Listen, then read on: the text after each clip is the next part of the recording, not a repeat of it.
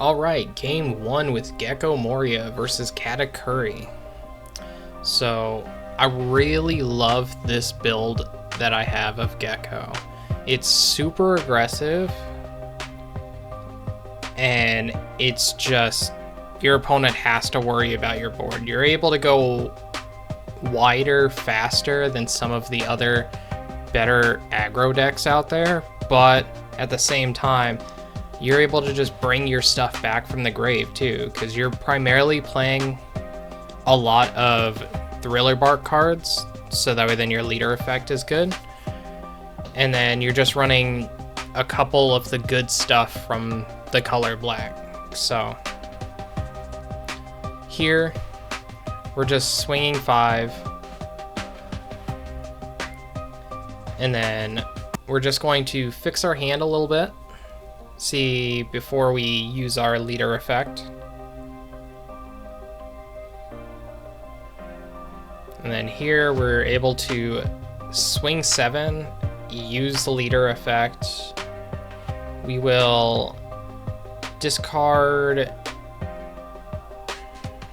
one of our cards, and then we get to get back this 4-cost 7k. It can't attack, but if you use its effect, it can KO one of your other Thriller Bark characters, and it loses all of its abilities for that turn. So that way then it can swing. Here they're going 8 into 5. We just take that one. This way their cracker isn't live next turn. And here they're going 7 into 5. We do just give the Perona up, and then they go 5 into 5. We give them counter right there. Then they play out a Viola. And here they can swing with Cracker. 5 into 5. Give them another 1k counter. So the Asgards are in here because we do run a bunch of 2 costs. So it's just something that's really useful later on. Because if you use Stage plus you use the 4-cost Gecko Moria, you're able to get 2 bodies right there. And then for 2 Dawn, during your opponent's turn, your leader now becomes a 7k leader for the rest of that turn. So here we're just going to pop their Viola, swing 7 into the Cracker, get rid of that. We're going to swing 5 into 5. We're going to pop the Pupper. We did finally get a Stage, so we have to discard 2 cards still. But now we're going to go 8 into 6. They do counter out of that, and then we play out the Stage so we can use it next turn. Here they go one of the 6 Moms.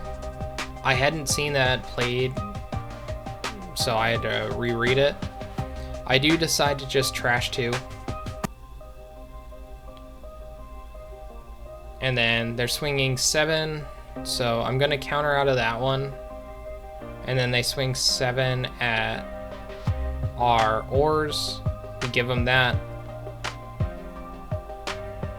Here we get to make quite a few good plays. So first we're going to go 6 into 6. They do get the life back, but now we don't have to worry about that card being on the field. Then we're going to most likely get a Kumasi. No, instead we get the draw 2, trash 2. So then we did get a 2k off of that.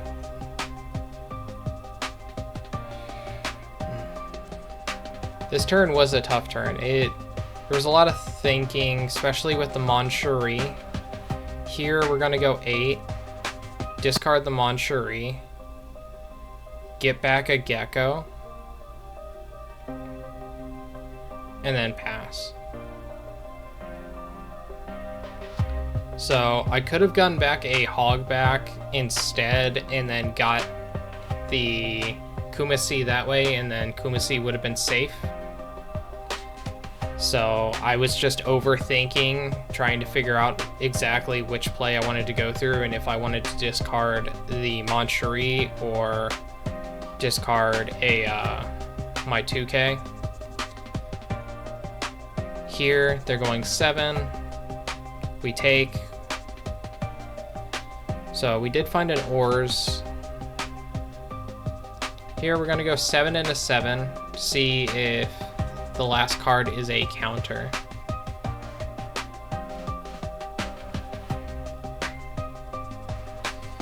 They're taking a minute to think. They give it up.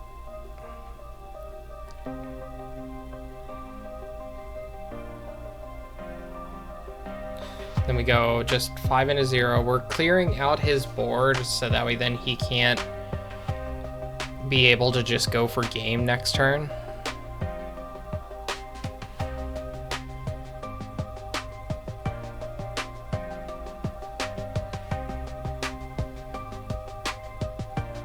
So I don't know exactly why he's thinking so much right here,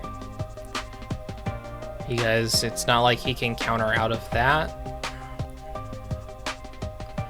But I'm thinking about my next play during that time. So here I can attach 3, be able to use the leader effect, get back the hog back to put 2 cards onto the bottom of my deck, and then get the 2 cost blocker.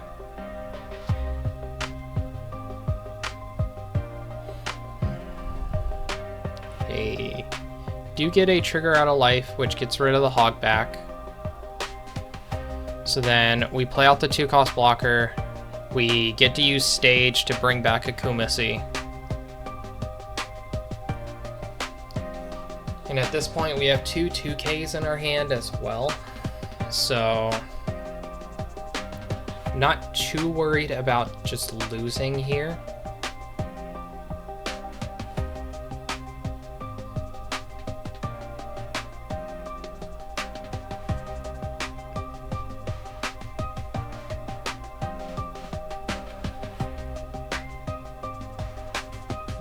So he's taking his time, he's thinking it through. I will say this player did take a long time doing his thoughts. I mean, I took a little bit longer overall too. So it was just a very good back and forth game. So next turn, this turn, if he tries to get and beat Kumasi. Okay, so yeah, he's just going for board. We're just going to use Cerberus there, because now he has to decide which of the 3 cards is he wanting to get rid of. So he does get rid of one of the 5Ks.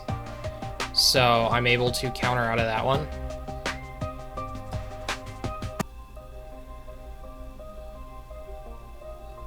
So at this point, it's pretty much locked in for game, because what we can do is we can attach 2, swing 7,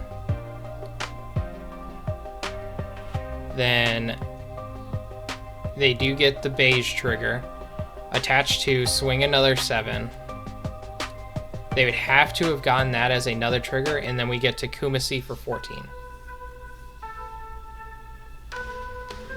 Alright, so game number 2 is against Marco. So Marco did top here in OP10 with a animal pirate style build. I've been play testing it a little bit lately too. I find it to be a lot of fun. But I do think that we are a little bit more favored into this matchup, just because of how low to the ground we go. So we did get stage, we did get our 1 cost 2k that allows us to trash 5. So we did find a Perona. That way then we can rip a card out of their hand, and then if they want to counter, which they did, they had to discard another. So we got 2 cards out of their hand for free. Here, they're swinging 5 into 3. We're fine with that. It's filtering our hand.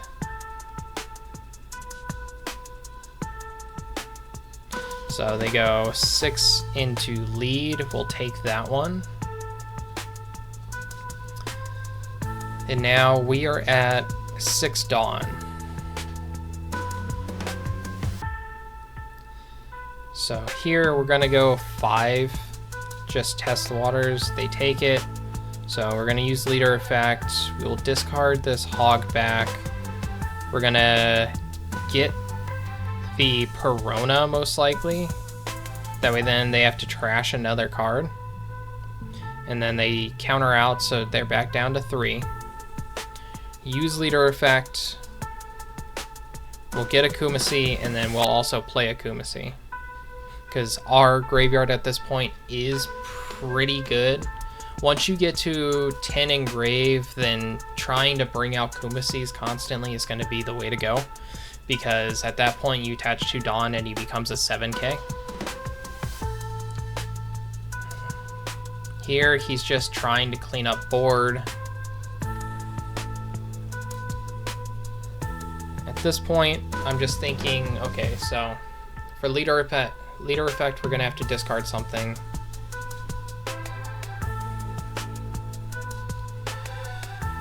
Here, we're gonna start off with a 5 into lead. They do take that, and they got the event, the kick course. So we only attach 1 to our lead, so that way then we can use leader effect. We'll discard the 2 cost event, and then we'll get the ores. And then we'll swing for 8. We're going to use stage and then play out another Kumasi from hand. So now there's 3 Kumasis on the battlefield that he has to worry about. So he got rid of 1 right there, got rid of the ores, swinging into another one. So he's doing good. He's able to get rid of our bodies pretty well, but it's also only 1 body a turn that he's playing. So here, we're just thinking, how do we want to do this? So we're gonna start off with a 7. They do counter out there. So then at that point, we're just gonna do a 6, use leader effect, discard 1. We're going to get the Gecko Moria, which gets back a Kumasi. Going to play out this 4 cost Perona and then use stage to get another Kumasi.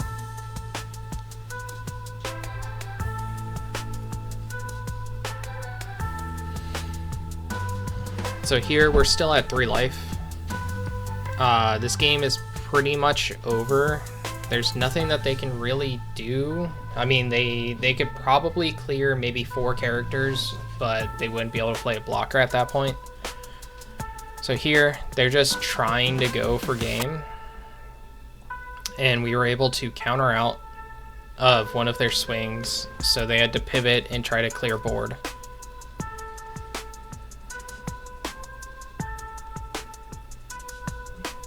So.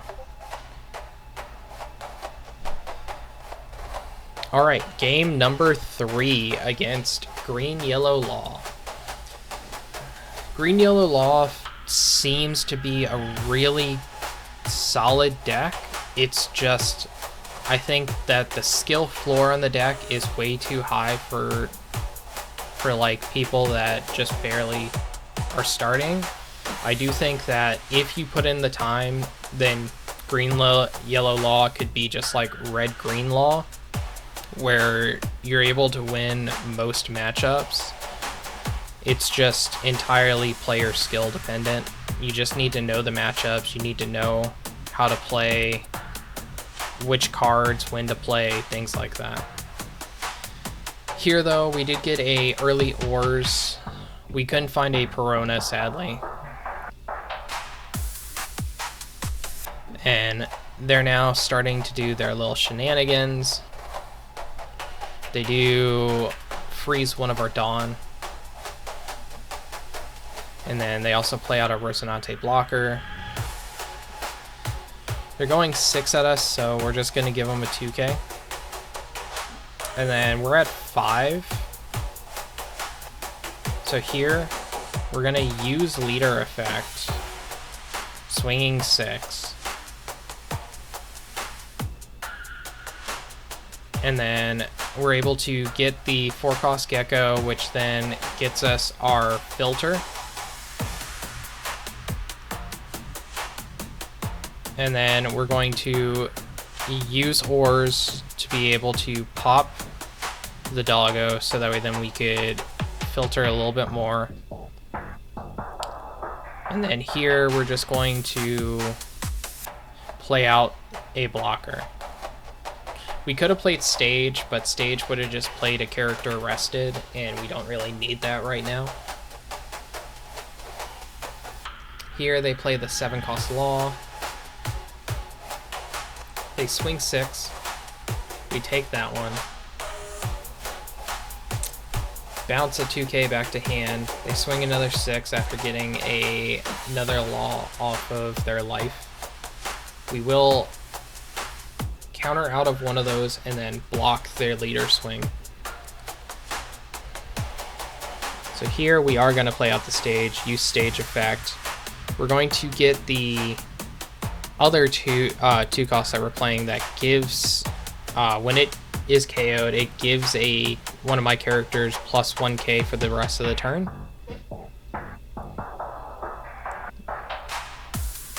So we do use leader. That way then we can get out a hog back.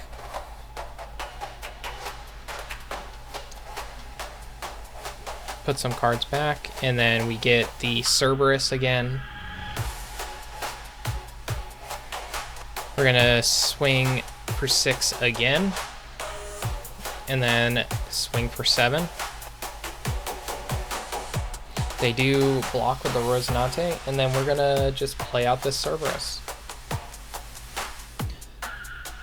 So that is one of the highlights of this deck too, is the fact that you can just constantly bring back a blocker. It helps a lot in most matchups. So here they go 6 into 5, we give up the Gecko. They go 9 into 7, so we give them the blocker. They're taking their time, they're thinking a little bit. They go 8 into 7, we give them a 2k. They do a little searching. They need to find a blocker. They do find the 5-cost Bonnie to freeze our character. They swing 6 into 5. So there is a chance that we just win here. They're down to 3 cards in hand. So here I'm just going to go 7 with our 1-cost, go another 7, get 2 more cards out of their hand, and then go 8, and that's game.